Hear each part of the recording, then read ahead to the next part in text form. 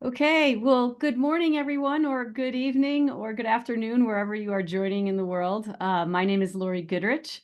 I am a translational researcher and an equine surgeon at Colorado State University. Also the director of the Orthopedic Research Center here at CSU. I'm also honored to be joined by Dr. Pascual-Garrido, who is an associate professor, an orthopedic surgeon who's been at Washington State University for over 10 years. She has a broad background in basic sciences and clinical orthopedics and research, specifically focusing on hip OA and cartilage regeneration, as well as biologics treatments. And she has published over 130 publications in highly rated journals. And she has great research that she's going to present to us today on the disease mechanism of pre-OA hip femoral acetabular impingement. So Dr. Pascal's team has established a low-cost small animal model of hip FAI and hip OA to understand the OA better in the hip and research progression of hip OA. And so they have induced a hip deformity similar to that observed in hip FAI by injuring the epiphysis of the femoral head in skeletally immature rabbits. She's been awarded the Cabot Research Memorial Award and the American Orthopedic Society for Sports Medicine Award. So her vision is to utilize her research findings to improve clinical practice and patient outcomes. So Dr. Pascual-Garrido and I have worked together for many years, and we've collaborated on different research projects and different animal models. I want to thank the ICRS for allowing us to host this webinar for you. The ICRS, I think, as everyone knows, is very focused on research as well as clinical practice in orthopedics. And we also, the ICRS has a Translational Research Committee, and we've been very active in this committee, Dr. Pascual-Garrido and I, in joining this committee and making sure that clinicians and scientists join in concert to do research and talk about research to inform the communities in osteoarthritis and cartilage repair. So with that, I am going to start this webinar with a fairly brief overview, 15 minutes or so, and then I will hand it over to Dr. Pascual-Garrido. So give me 1 second to share my screen. Okay, can you see that okay? Yes. Great. So as I mentioned, I'm the director of the Orthopedic Research Center here at CSU, and we study many models at the Translational Medicine Institute, where our center is located. And our main model that we focus on is the horse, but this is going to be an overview of all animal models. And this is our team, and this is our center here at the C. Wayne McElraith Translational Medicine Institute. And we collaborate with many different groups within our center, the Pre-Surgical Research Laboratory, the Orthopedic Bioengineering Laboratory, and the Laboratory for Immunotherapy, amongst many others. But this has very much been a hub of research at our college to bring together different groups studying animal models for orthopedic disease and other diseases as well. So just again, to start out, to ask the question, are there differences between human and animal joint biology to study OA? And of course, I think most people know the answers, that there are very great similarities, but differences as well that is important to be aware of. So what are the best animal models that mimic human disease? And I think that's why most of us are here today, thinking about the similarities and differences. So I hope to just translate to you that there are many similarities, again, many differences. And as you're going forth in research, the goal is to really think about those similarities and differences and pick the best animal model that highlights what you are trying to study and the therapy that you are trying to translate to humans. So the anatomy, for instance, here is anatomy of cartilage of a human from a human knee, and the histology of a rodent cartilage and subchondral bone. So as you can see here, thicknesses, ratios between hyaline cartilage and calcified cartilage can be very different. And so that becomes important when you're trying to model human OA as well as cartilage repair. Thinking also about different animal models, humans, of course, are bipeds. Most of our animal models are quadrupeds. So weight bearing will be different between the different animal species. Physiology is different. So pain measurements are different between different animal models, depending on how you can measure those pain outcomes. Also, things to consider are digestive tracts, and we'll talk a little bit about that. Between the different animal models, assays that may or may not be available as you're studying the problem that you are trying to solve. And then genetics. Genetics become very important. As we know, in humans, OA is a polygenetic disease, but we can do and manipulate genetics amongst species to actually highlight a specific problem. So these are all important when you're thinking about modeling human disease. So we'll start out with considerations between spontaneous versus genetic versus induced osteoarthritis in our different animal models. To first think about spontaneous or naturally occurring, these are great models because they're likely to mimic OA in humans. However, they're slow in progression, and it's hard to get similarities between progression between species because have reliable progression. So that's a drawback. And again, we're going to talk about advantages and disadvantages and everything. There are genetic, again, initiators in osteoarthritis, and there's over 150 genetic strains of OA in rodents. And you can change different single genes to investigate specific problems. But again, as I mentioned, most OA in humans is polygenetic disease. And so those are considerations to think about when you're trying to use rodent models to change a specific genetic component. And then there's surgically and chemically induced models. So surgical manipulation and chemical injection to induce osteoarthritis as well. So let's look at one of those examples. This is an example from Udo et al., where a chemical injection, specifically monoiodoacetate, was used in different dosings. And within this chemical induction of osteoarthritis, often the chemical dose that was injected into the joint caused very rapid and severe OA. And in this paper, they reported using different milligram dosages of MIA to actually induce osteoarthritis. And so there's many reports out there to try to specifically refine these models to cause the slow induction of OA. But this is one component of inducing osteoarthritis in a rodent animal model.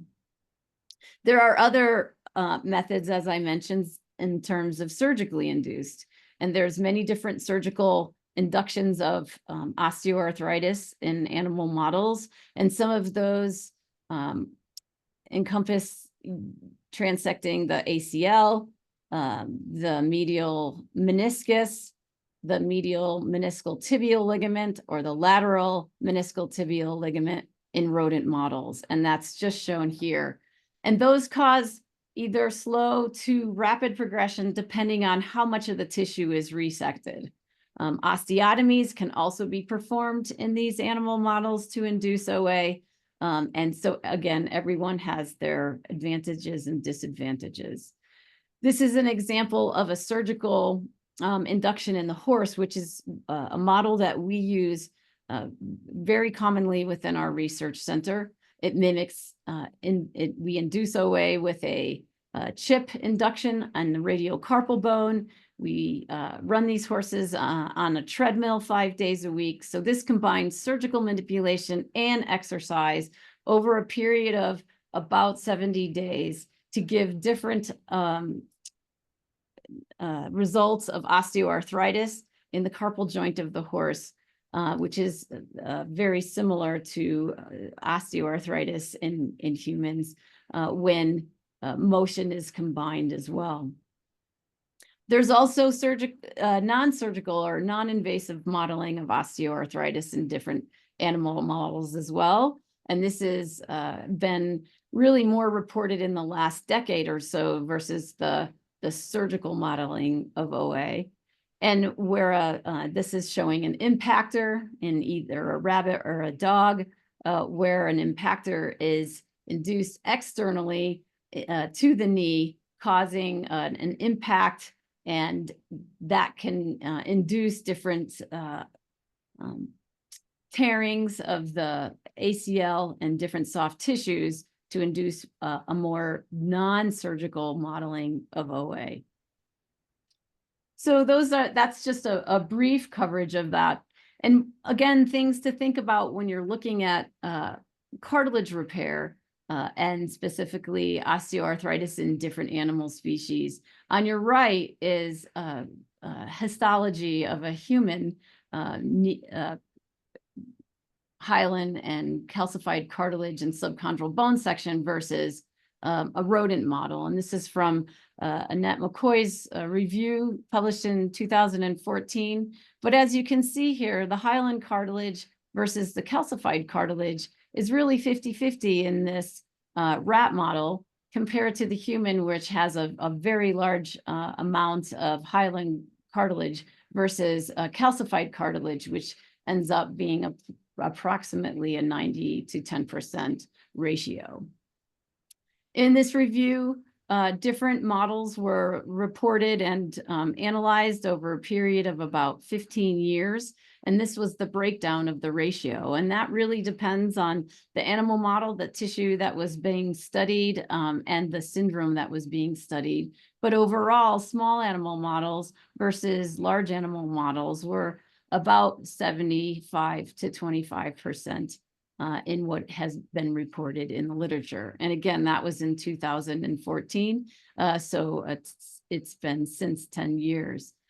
But when anatomy becomes important, the different species thicknesses of cartilage is listed here. So from mouse to human. And you can, again, see how thin the cartilage is in a mouse, and the thicknesses increase, of course, as the size of the animal model increases as we get up to humans. So the human cartilage layer is about 2.2 to 2.5 or so millimeters in thickness. And when the thickness becomes important when you're studying cartilage repair and subsequent osteoarthritis, this is a good review of the thicknesses. A study that was done by our group in the Orthopedic Research Center, different species were looked at, and the hyaline cartilage was measured in terms of thicknesses. And this is the results here in the hyaline cartilage or non-calcified cartilage, where equine thickness was very similar to the human. So again, as that becomes an important component, the similarities and the differences there are important to be familiar with. In the calcified cartilage layer, more of the differences sort of align or become less, because the calcified cartilage layer is somewhat different versus the hyaline layer. And then pain assessments, very important to consider.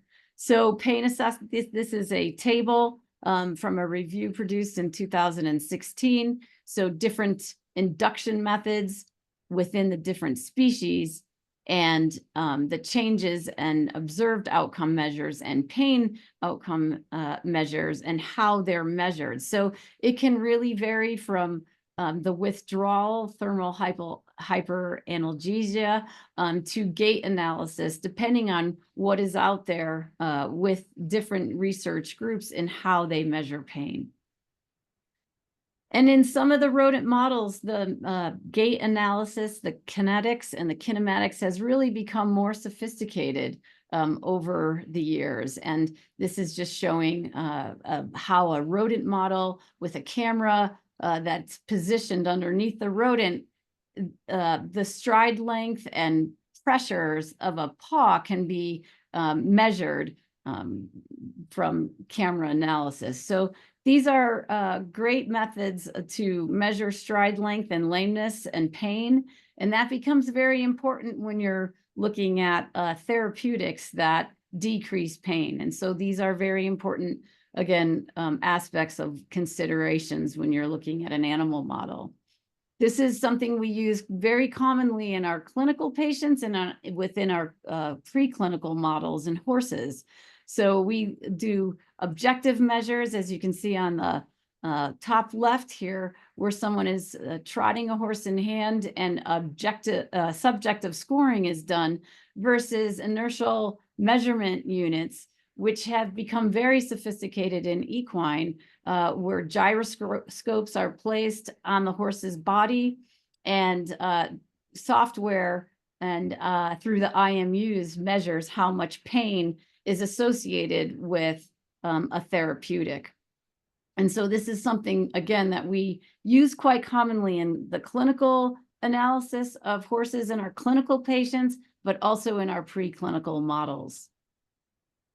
And this is, again, courtesy of Dr. King in our center, who does quite a bit of stride kinematics and kinetics in the horse, and is perfecting stride analysis and motion analysis, as well as force analysis. So this video just shows an inertial, a novel limb-mounted inertial measurement unit to measure ground reaction forces. And again, when you're looking and considering pain associated with a therapeutic you might be studying, these systems become very important to your research. So a few slides left, but for other considerations when you're considering what animal model to use as a research, going from rodent up to humans, rodents, rabbits are monogastrics. As you get to larger animal models, such as the sheep and goat, these animal models are ruminants, so they have 4 stomachs. So if you're studying an oral administration of a therapeutic to change pain associated with OA, the absorption levels and how they're absorbed in a ruminant is going to be very different than a monogastric. When we get and think about horses and dogs, again, those are larger animal models, but have monogastric GI physiology. And so that is going to be more similar to humans. So in summary, there's no perfect animal model that exactly, unfortunately, recapitulates human OA, but they all have benefits and disadvantages that are important to understand. The heterogeneous nature of OA requires serious contemplation and how similar it is to humans and what you're studying. In general, rodents and rabbits are great and reasonable for initial screening, but then larger animal models are needed often for to model and needed for FDA requirements. Surgical animal models are probably more similar to studying post-traumatic osteoarthritis, because the insult is made in the joint and then fairly rapid overall induction of osteoarthritis begins. Clinical trials, so when you're thinking about the long term as a researcher, where you're going to go after your animal model, consider how you might take that into clinical trials that can help in continuing study your therapeutic intervention. So in our veterinary clinics here, obviously we study and look at and measure therapeutics all the time in our clinical patients, such as horses and dogs. And so these are very helpful clinical trials to continue on the therapeutic that you may be studying. Considerations, again, should also be given to similarities and difference in human to human OA and cost and housing and length of experiment, and the question being asked, and histological scoring, etc. So, and what scoring systems exist out there. And I'll finish on the next two slides. No animal model research should be done without considering ARRIVE guidelines. So ARRIVE guidelines were established years ago for journals to actually request specifics being in those manuscripts, so all animal modeling can be compared across studies. And this was initially published in 2010, and then upgraded the ARRIVE guidelines in 2020. So I would invite you to, as you're thinking about which animal models to utilize for OA, to be familiar with ARRIVE guidelines. And then DEPART guidelines, this is a wonderful review by Chris Little's group in looking at and thinking about how to design an animal modeling project that's assimilating OA in humans. And then this is a great review in ways and considerations of animal modeling to think about prior to starting your OA preclinical model. Reviews that are out there, and there's many, but these are a few reviews. This one on the top left is out of the Cato Lorenzen Institute at UConn. And basically the summary from this review is that there is no single consensus OA animal model for preclinical studies. Those are non-existent. However, researchers should pick the best animal model that answers the questions you are posing. I have mentioned Dr. Annette McCoy's review, and then our group published a chapter in clinically applicable and translational animal models for the AAOS a few years ago, and this is from their book for the AAOS on orthobiologics, and this chapter specifically reviews animal models in orthopedic research for cartilage repair and OA. I also just want to mention that for people that want to learn more about animal models, there were several of us that started the preclinical models section within the Orthopedic Research Society. And this section was based on the desire for scientists, for veterinarians, for MDs to come together and learn and share more about preclinical animal modeling based on the 3 R's that hopefully you're all familiar with in reducing, refining, and replacing animal models to make and result in the most useful translation of your preclinical model research to human OA. So with that, thanks for your attention. I'm going to hand it over to Dr. Pascual-Garrido and stop sharing, and then we'll do questions at the end. Great, Laurie. That was amazing overview of all the models, and so important, you know, for us to be able to translate what we found in the bedside. So I think we will have several questions once we finish our talks. So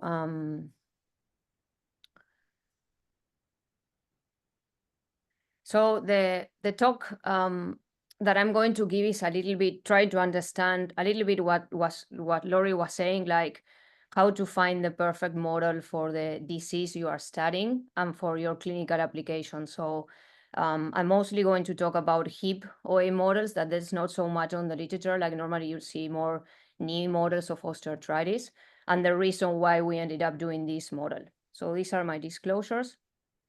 So my current clinical practice, I'm a hip surgeon and a scientist. And what we do is we treat a lot of patients with pre-arthritic hip disease, or basically patients that we call hip at risk. So what is a hip at risk? Is patients that are predicted to develop osteoarthritis without any surgical intervention. So we do see a lot this in our clinic, especially I do only hip surgery. So I see patients from young age till late age. So we can see all those patients with pre-OA hip. We call them pre-OA hip, and we believe that this is a natural model for us to study the early stages of disease of hip osteoarthritis. And this is normally what we see in our patients. What you see here is the typical FAI cam. So what that means is that you have like an abnormal head neck offset here, so a bump, and then that bumps kind of impinges into the labrum and the cartilage. And when within time, what happens with these patients is they start progressing to osteoarthritis at a very young age, saying like 30 to 40 years old. And these are patients that we normally, when we see these patients, they don't have still osteoarthritis, so we are able to try to repair the lesion. So we do hip arthroscopy, we repair the labrum, we kind of debride the cartilage lesion, and then we also we take down that bone spur. So we believe that by taking down the impingement, these patients will not progress to osteoarthritis. But unfortunately, 20% of these patients will still progress to osteoarthritis.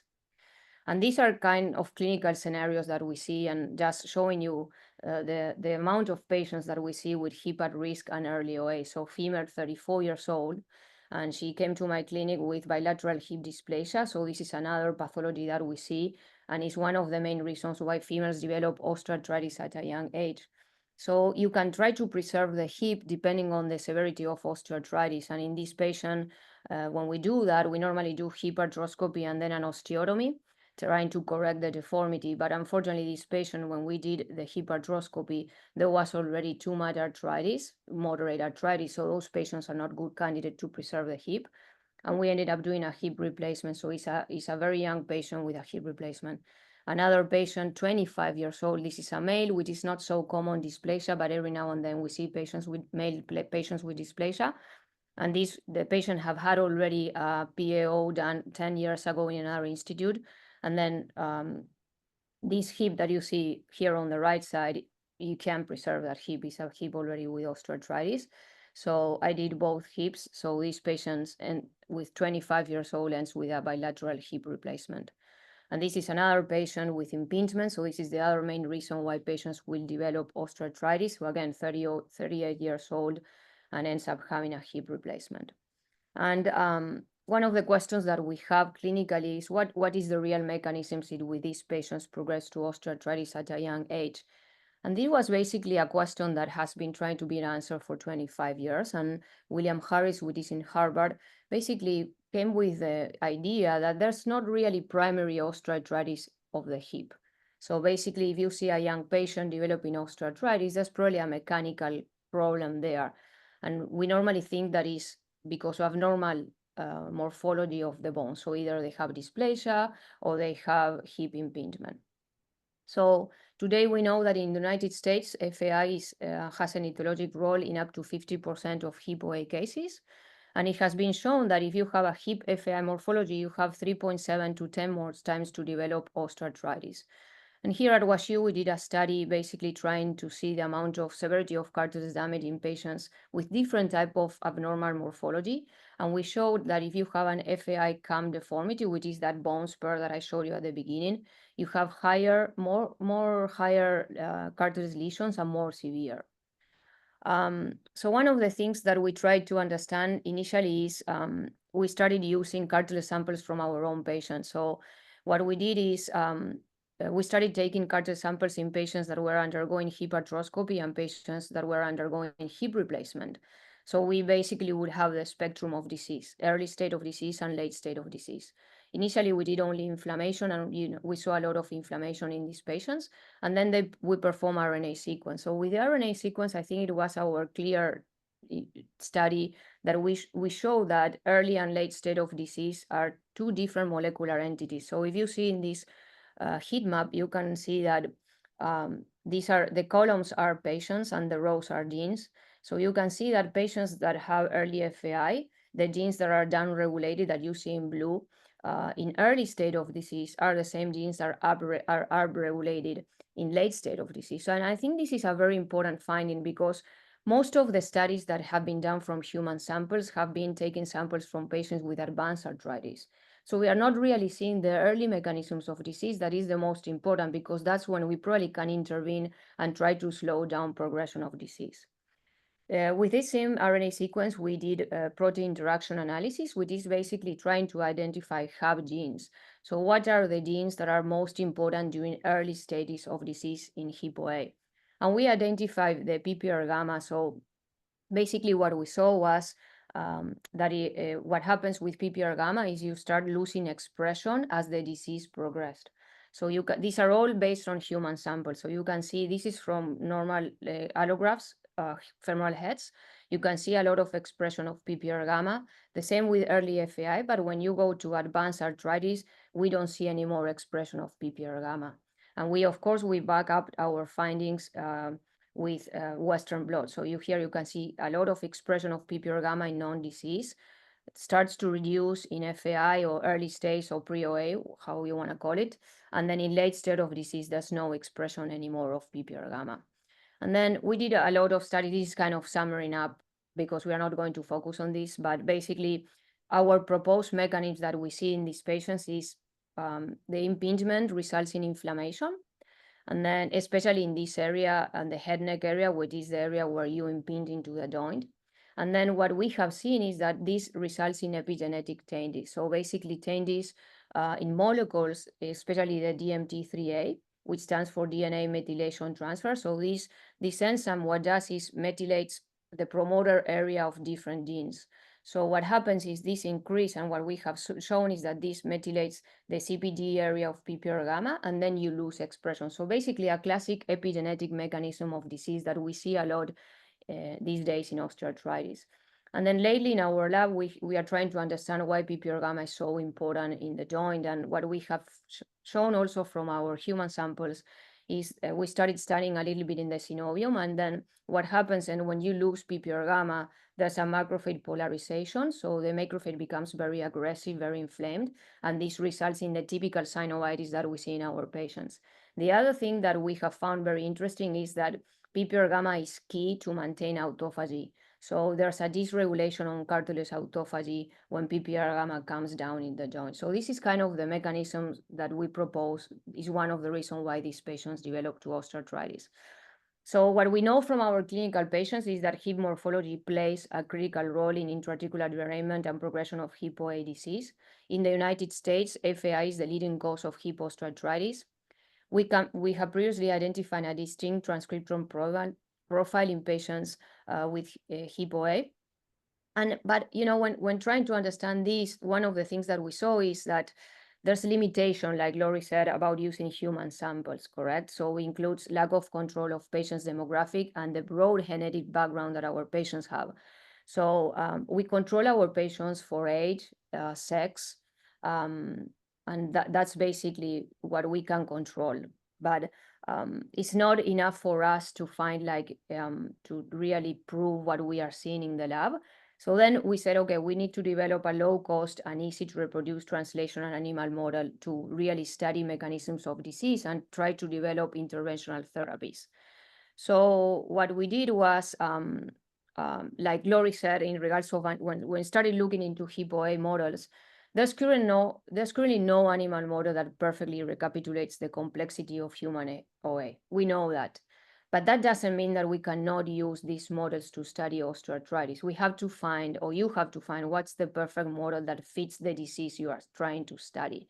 So it's very important when you decide this, understand the clinical problem. So that's why I think it's always, if you are not a surgeon or not a clinician, be in collaboration constantly with clinicians, because there has to be a communication between both the researchers and the clinicians.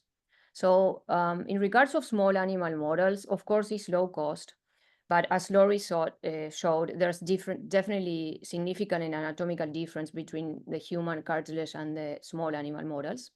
It has been shown that they have poor predictors of efficacy and toxicity of drugs. And most of the models, the small animal models, the rodents basically, has been by inducing chemically or surgically induced OA, like Laurie showed before. What do we have with large animal models? Of course, they are more anatomically similar, especially at the level of microscopy on the cartilage, but they come with a very high cost. And the other problem is that the progression to osteoarthritis is slow. So instead of seeing the progression to osteoarthritis in a couple of weeks, it may take a year to see that osteoarthritis. So the absence of an ideal animal model has created obstacles for investigation, therapeutics, and drug development. And that's what we see. A lot of the research we do, it never gets translated to human. So it's important. I think this talk is very important to bring awareness that we should find the perfect model for what disease you are studying. So what about hip OA? So we do have natural models of hip osteoarthritis. And the most common, I would say, is the canine hip dysplasia. So this is a study that we did like probably a couple of years ago with some vets. Basically, Rory Todd Hunter did a lot of studies in dog dysplasia, and he did similar what we are doing with a human. He has like a huge registry with samples from his own dog patients. So we say, okay, let's put it together and let's see what we find between human and dogs. And basically, this was published, and you can see in the paper. So when you start to see the anatomy, it's actually very similar. So here you can see the hip, the acetabulum with the horseshoe shape that you see in the canine, the same we see in the human. You see here the femoral head with the classic ligamentous teres. This is a human, it looks very similar. And this is a hip arthroscopy that Rory sent me. And basically, you can see the disease that these animals have is very similar to what we see in humans. So they start degenerating the labrum, they start delaminating the cartilage. So it's exactly the same. And then even more like on the femoral head. So what we see in our patients is the early stages, we see it a lot, especially in dysplasia in the perifovea area around the ligamentous teres, and the dogs have the same pattern of disease. So it's a great model. However, I pushed a little bit away from this model because, of course, of ethical concerns and bond between human and dog. But what I think it's really powerful to use this model is using already the clinical patients, so the clinical dogs that they have, and using their samples and our samples to compare. So I think this is a great model. It just needs to, of course, would not use it as experimental. I would use it more to cohort of patients, or following up these patients. In regards to small animal models of hip osteoarthritis, this was one developed here at WashU by Megan Killian, who is now at Michigan State, and Don Cloisi here from WashU. And they tried to develop a model of instability. So basically, we know that instability of dysplasia results in osteoarthritis. So they use a small rodent animal, and basically they started doing different levels of instability depending on the soft tissue that you resect. So you can see moderate, severe, or basically they will resect the femoral head. And these are really unstable hips. And then you can see the progression to osteoarthritis. So and they will develop osteoarthritis at 8 weeks after the injury. So it's a good model. It has, of course, its limitations because it does not recapitulate really what is dysplasia, correct? This is just a model where you resect tendons, and then you produce an unstable hip. But that's not dysplasia. Dysplasia is basically you have a shallow socket and an anteroid femur. So it's good maybe for some type of research you want to do, but not if you really want to understand the mechanism of hip dysplasia, because it does not recapitulate dysplasia as we see in our patients. In regards to FAI, there's only one model. It's a large model. It's a sheep model. It was done in the group of Bern. So Bern is a group of orthopedics that they are pioneers in a lot of preservation, in hip preservation. So they did a model that it does not recapitulate what happens in FAI, but I think it's a powerful model. So they basically did a varus osteotomy in the femur. So you do an osteotomy here, the same we do with our clinical patients, human patients. So what we do is you can cut here and then you take that femoral head down, so in varus, and then that will produce like an abnormal bone here, or abandonment, or femoral head neck abnormal offset. And then the sheep starts to impinge. And then you can see that after several weeks, they start to develop the same type of disease that we see in our patients with that here. We call it the rim disease. So basically torn labrums, cartilage delamination, and then progression to osteoarthritis. As I said before, it's a large animal model. It took them 38 weeks. So it's an expensive model, and it does not recapitulate hip FAI. I think still I still think it's a good model, but I'm just saying limitations of these models. All the models have limitations. And then when we thought about reproducing FAI, or we started with this model, is okay, why we see FAI in our patients, especially the cam deformity? So we believe that our patients develop cam deformity during when they are adolescents. So the physis is still open.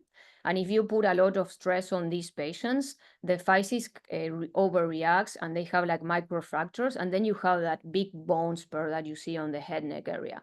So that's what we actually tell our patients when they ask, was I born like this? No, you were not born like that. You kind of develop it because you were active between 12 and 18 years old. And this model that they did here was basically to confirm that that's what's probably how the FAI cam deformity developed. So what they did here is they used femurs on pigs, and then they loaded vertically and also anterior-posterior. And then they study the physis. And what happens is when you load too much that physis, then you have like a microfracture like you see here. And that ends up producing, of course, a bone bridge, and then the cam deformity that we see in our patients. And then the other question, so we thought about, I said, okay, we probably have to use an immature animal model because we need the physis open to injury. And then the other thing is, if we want to do a cam deformity, it's very important where you are going to do the lesion. So the other idea, that is the location of the injury, we took it from this study. So basically they show like depending where so this is the physis that we are going to injure. And then depending where you do the injury, the deformity of the femoral head will be different. So if we want to do a cam deformity, which is basically a bone spur here, you can injure it here, and then this one you develop a bone bridge, so you don't grow anymore there, and then you start overgrowing this area. So we say, okay, perfect, let's do that. So this is the model that we started using. So we decided to do a rabbit because the mice was too small for us and we couldn't see the physis well, etc. And we even talked with some hand surgeons to do it with a microscope, but it was absolutely so hard to see a physis in a mouse. So we ended up moving to the rabbit, and we basically use a burr, and then we injure the area of the physis down here, and then this will produce a bone bridge, and then the animal will keep on growing on this area. So we use 4 weeks old immature rabbits, 4 to 6. I think 6 weeks they were.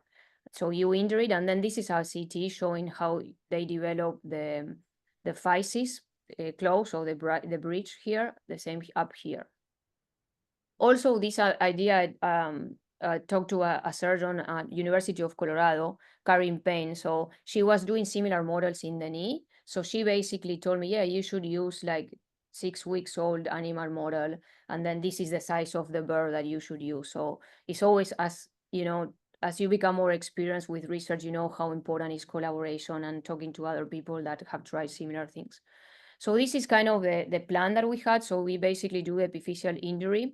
So 6 weeks old immature rabbits, which are small, but you can definitely see the physis. So we injure in the location that I told you, then you wait for 4 weeks. We confirm the deformity using different imaging modalities like X-ray, CT, histology. And then we were hoping by 3 months, they will develop osteoarthritis. So here is the first phase of the study, where you can see that the deformity was developed after 4 weeks. You can assess also different locations, the deformity, and we want the deformity to be really prominent in this area, which is like the 3 o'clock, because that's where our patients do the deformity. And you can see a difference between the control, normal head neck area, we call this area the head neck area, and here a really prominent head neck area. And then we did also X-rays. And then this is already jumping into 16 weeks. So after 3 months, you can see here, they start to develop osteoarthritis with sclerosis, joint space narrowing. So we were really excited about this model. And then when we looked into the macroscopy dissections, very interesting to see that these animals, they started early at 4 weeks. They start to have the classic cartilage pattern injuries that we see in our patients. And then by 16 weeks, we started seeing arthritis in these rabbits. The same on the femoral head side, like I show you on that hip arthroscopy, you can see a typical periphobia type of arthritis that you see in these patients, and we saw it also with the model.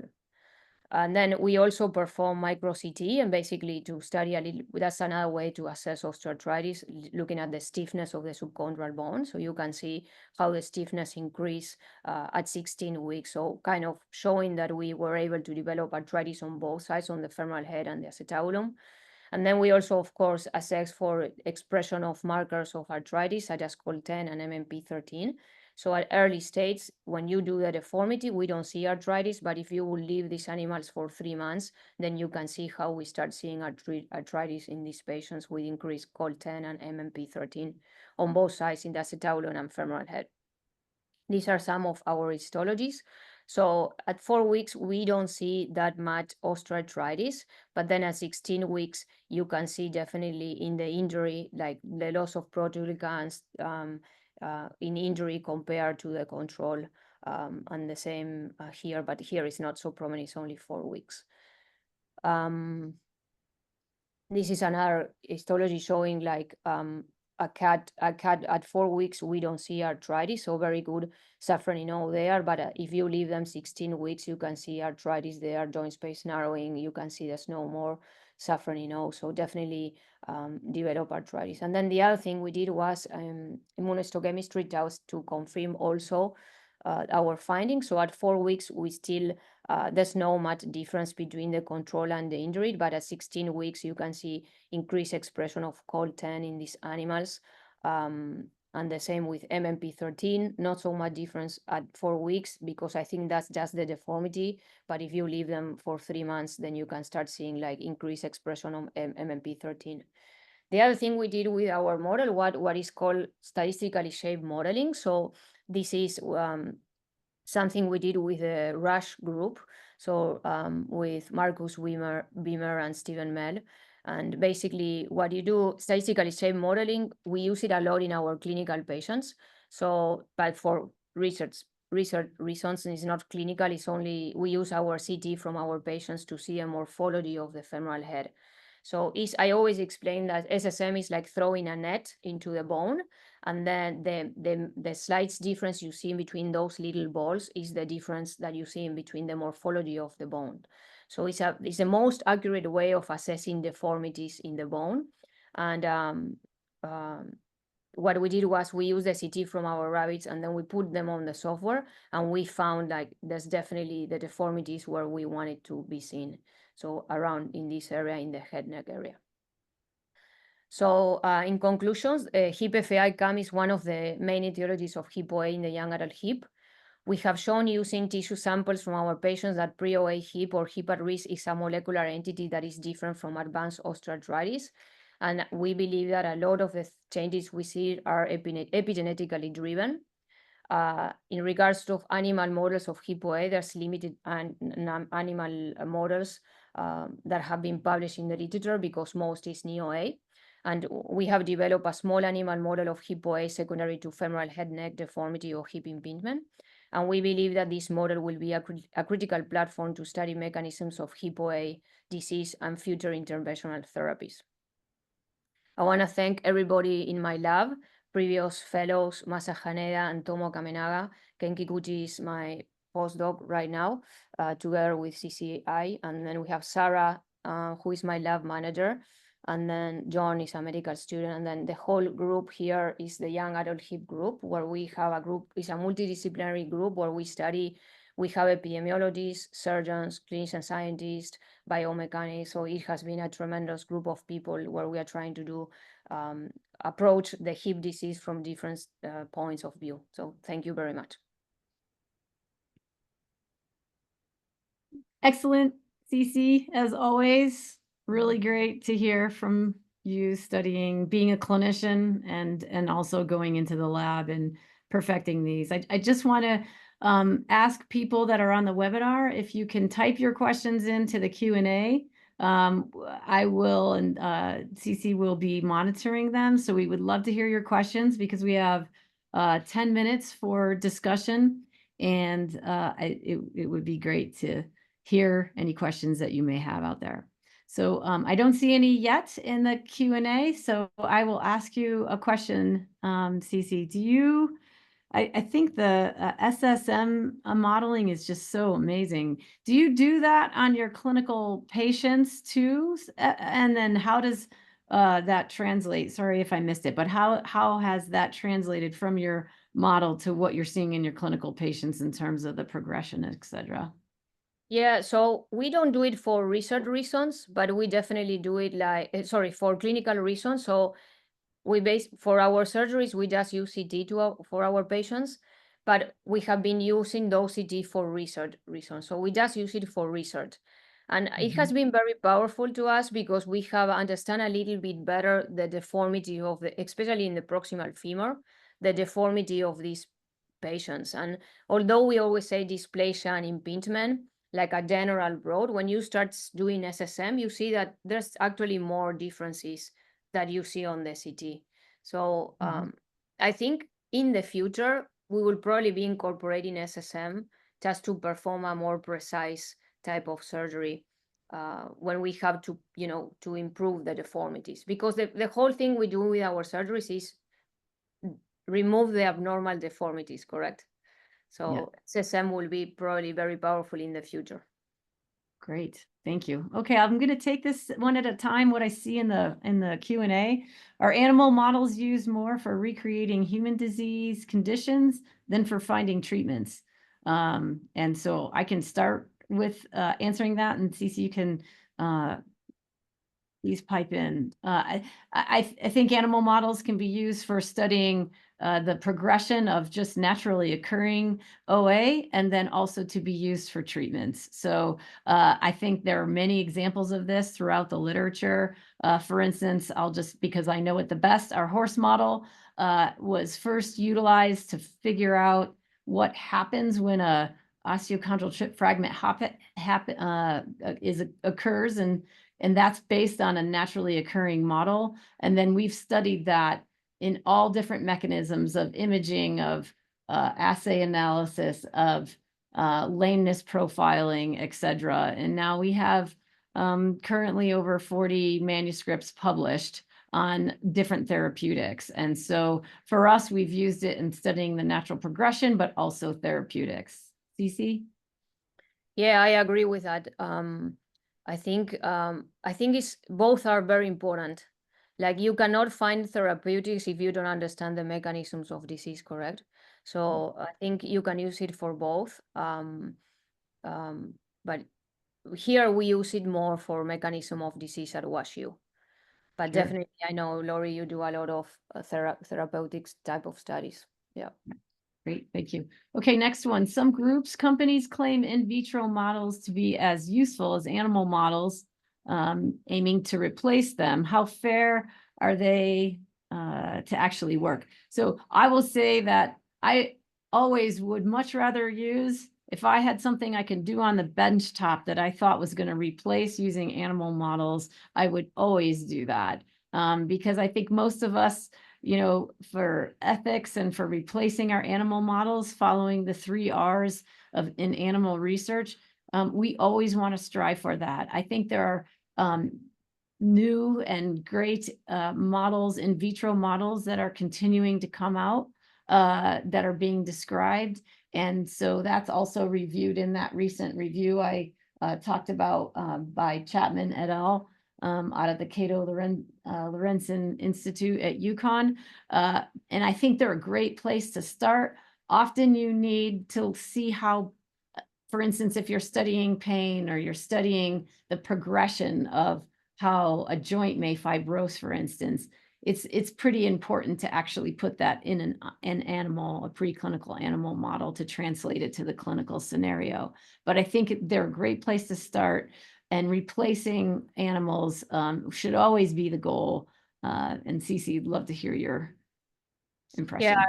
Yeah, I totally agree. I don't have too much to add to that. Yeah. Okay, Dr. Grandy, our ICRS president, asks, sorry, Dan, I hope that's okay if I can identify you. In an animal model of OA, what is the most important endpoint criteria to measure? Pain or structural, biochemical, etc.? great question. Cece, go ahead and you can start with Yeah, that one. this is a great question. Like this is there is a lot of discussions in committees and conferences.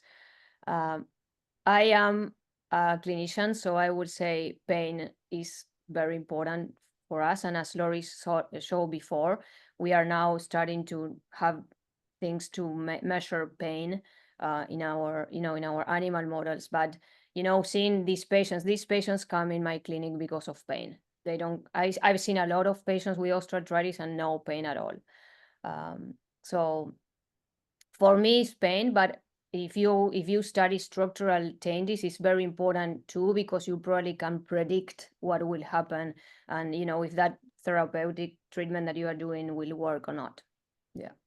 Yeah, great. And in total agreement with what Cece said, when we treat our equine patients, our canine patients within the veterinary hospitals, they come into the clinic because they're in pain. On the horse side of things, the horse can't perform. Lameness is huge in what we study, because if our horse, our equine athletes are lame and they're in pain, they can't perform adequately for, in partner with their owner. And so much like Cece sees in our clinics here, pain is primary. Now, there are certain treatments, though, for cartilage repair, et cetera, that, we study the histological outcomes and the progression of a cartilage repair treatment, right? And we know some people, some horses, some dogs, so our clinical patients may have cartilage defects, but it's not borne out in the level of pain. And that's the variability we see in our clinical our clinical caseload. So I think, again, it all comes down to what is your primary outcome that you are studying in your animal model. So it's sort of a somewhat of a vague answer, because osteoarthritis has many different components, but I think prioritizing your main outcome and structuring your animal model and choosing your animal model to best help you answer your question that you're asking, I think is important. So yeah. Hopefully that answers the question. Okay, another one more, and we have 2 minutes left. How are animal models perceived and utilized in the USA and Europe, and what are the differences between the two regions, primarily regarding regulatory rigor, ethical considerations, and animal welfare? So this is a great question. Since we have 2 minutes left, I'll try to take the first, and Cece, you could take the second. But this is an excellent point. I think the US and Europe are different in the ethical considerations, regulatory. I can say from personal experiences, FDA does not have a consensus animal model in OA. They accept many different ones in terms of regulation, and they want to make sure you've asked the question very specific to your animal model that you're studying and what you're trying to prove. I know that in the UK, and working with colleagues there, the dog model is basically not allowed because of the human animal bond that happens with canine. That is different here in the US. But certainly those are major considerations when it comes to which animal model you're using in animal welfare. I can go on about that for a long time, but I'm going to give Cece the last minute of the webinar to comment here. Yes. No, I think in regards of that, is always a question that rises. And, Laurie, when we did a lot of work together, we were always thinking about that, like, are we using the right model? Are we doing the right thing? Are we moving the field forward? So it's just like you have to think like what you are doing is the right thing and is going to give you back, correct? Like, we just don't do it just because to see or publish a paper. We never think like that. Yeah, so it is what it is, correct? I mean, Yeah. but as long as you are doing the right thing and finding the right answer and moving the field forward, I think it's okay. I would just end with for the person that asked that question, begin with the end in mind. And so your treatment, let's say you're studying, try to think about what is going to take for the FDA to eventually approve your therapeutic, and ask the right questions that your regulatory administrators are going to pay attention to in the use of which animal model. And just know that many different therapies don't make it to commercialization because they didn't utilize the correct animal model. And that's why this subject is so important. Work with regulatory, work with FDA, work with, I'm biased, of course, but veterinarians and clinicians and scientists. And I think really think about the team that you're structuring to make sure you, again, begin with the end in mind, because none of us really want to use animal models, but we want to prove that our therapy is going to work. And often that requires the use of an animal model, but ethical considerations and regulatory and commercialization questions are really important to think about before you start with the use of your animal model. So with that, it's 2 minutes after the hour. Thank you all very much. This webinar will be published on a YouTube link that ICRS will send out to you probably sometime middle of December, but please send out emails to us or ICRS if you have more questions. So thank you all for attending, and we'll log off now. Thank you. Thanks.